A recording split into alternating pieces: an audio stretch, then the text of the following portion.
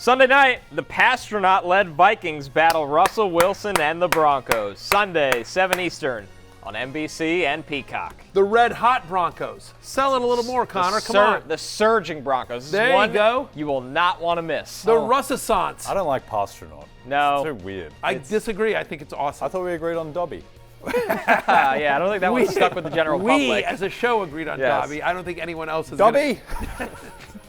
Either All way, right. two red-hot quarterbacks facing off on NBC and Peacock Sunday What's night. on Tap is brought to you by Bud Light, the official beer sponsor of the NFL. Nothing is as easy to enjoy as a Sunday full of football and a fridge full of beer. But these are the games we're locking in on, of course, with the highest totals of the week. And with that, we start with the Cardinals at the Texans. The Texans favored by 5 points in this game. More importantly, the over-under is now set at 48 points. Listen, Barry, I'll start with this. Forget the highlights of C.J. Stroud and Kyler Murray. Do we expect a repeat for Devin Singletary in this Texans backfield, or is he going to come back down to earth? Somewhere in between. Now, literally just during the commercial break, got a report, Dameon Pierce spotted back at practice today. So the fact of the matter is who knows if he's going to be active for this game, what his role will be, but it does feel like at least Pierce is trending in the right direction. We'll see how that goes Sunday morning. But, so do I think he crushes? If he were the only guy, if Pierce is out 100%, because Singletary's got 90% of the team's rushes over the last 2 weeks while Pierce has been out, and teams that face the Cardinals this year are averaging almost 27 running back carries per game. They are, the Cardinals, a run funnel defense. Shout out Denny Carter.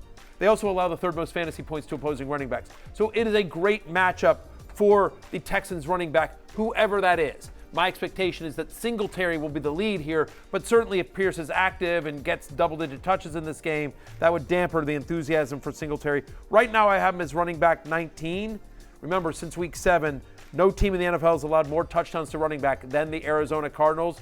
So I do think Singletary is still a viable top 20 play this week, even with Pierce back. Just damper the enthusiasm a little bit, curb it, if you will. And Pierce, suddenly becomes like a desperation flex if he's active. I think the other thing here is that they're 5-point favorites in That's this what I game. was just When's gonna the ask you last about. time? It just feels like the Texans are never 5-point favorites, so they should have a game script to be able to run the ball. And I think Singletary, given what he's done, given that Pierce probably, who didn't practice earlier in the week, is probably still a little bit banged up, I still think it's Singletary's job. By the way, 5-point favorites is the Cardinals have Kyler Murray. Right, that's why I'm shocked by this. The Texans are a great story, make no mistake, but it's not like the Texans defense has been dominant. It's just been all C.J. Stroud. By the way, Noah Brown not spotted at practice today. So again, maybe they get Pierce back, but they're without Noah Brown likely. And then, Kyler Murray is games in Arizona. 5 strikes me as a big line for Texas. Games in Houston. Oh, games in Houston. Okay, sorry, but still, no, 5 is a lot for a game. I like the Cardinals. For all the buzz about C.J. Stroud, which I think is justified, I think Kyler Murray is probably just as good as C.J. Stroud at this point of his career. It's weird for me that Kyler Murray is a 5-point underdog, the Texans. As the Texans are, and they're a great story. Our next game, Bears at Lions. Detroit is favored by 7.5 points. The over-under for this one is set at 48 points. And Jay, it's the return of Justin Fields. Are you comfortable starting him in his return off IR? I am, for the most part, just because I don't believe in this Lions defense much at all. Their numbers on the season are actually pretty good. They're a top 10 defense by EPA per play, but I think that's fake. The way that Herbert was able to dice them up with one receiver, the fact as well that not in their numbers are the 150 yards and 3 touchdowns that Jimmy Garoppolo left on the table for Devontae Adams against them too. So I think that Fields, while there is uncertainty, and Matthew's got him ranked as QB 13, so kind of a borderline start, I think he can do much worse than Justin Fields this week. Yeah, and that's exactly right. You could do worse than him. Again, he's a borderline starter as well. Since week 7, it's a good matchup to your point. Lions allow the 4th most fantasy points to opposing quarterbacks. In the 2 games prior to his injury, Justin Fields was averaging over 30 fantasy points. He had a tough start to the season, but the last 2 games before he got injured, he was producing at a high level. He crushed in both games against the Lions last year, had 130-plus rushing yards in those games. And so, I think he's a high-end QB2, low-end QB1 this week in his first game back. Our last game here, Raiders at Dolphins. Dolphins favored But shout out to T-Bag. For a good run while he was there. It's a great run. Great run. I just wanted to, we're not going to be able to use that anymore. There's always Justin a Fields chance J-Bag or something. No, it doesn't make sense. J-Bag. What about Josh Dobbs? Josh Dobbs, like J-Bag, also for Probably doesn't doesn't work. Call me J-Bag. It's only- you know what? J-Bag over here. That's right, Connor. Now we're talking. Get some mileage. Something to think about. Okay. Our last game. I like that as a nickname. The Dolphins are favored by 13.5 points against the Raiders. This total is set at 46. I feel like the Dolphins are responsible about 40 of those points when you look at this line. The Raiders have won 2 games, no denying that, but with Aiden O'Connell, they haven't been exactly a pass-happy team here, Matthew. Did last week do anything to ease your concerns about Devontae Adams this Well, he season? got 13 targets. I mean, that's the important thing, right? It's his second most in a game this season. It's clear that Antonio Pierce, as a coach, interim coach, says, you know what I'm going to do?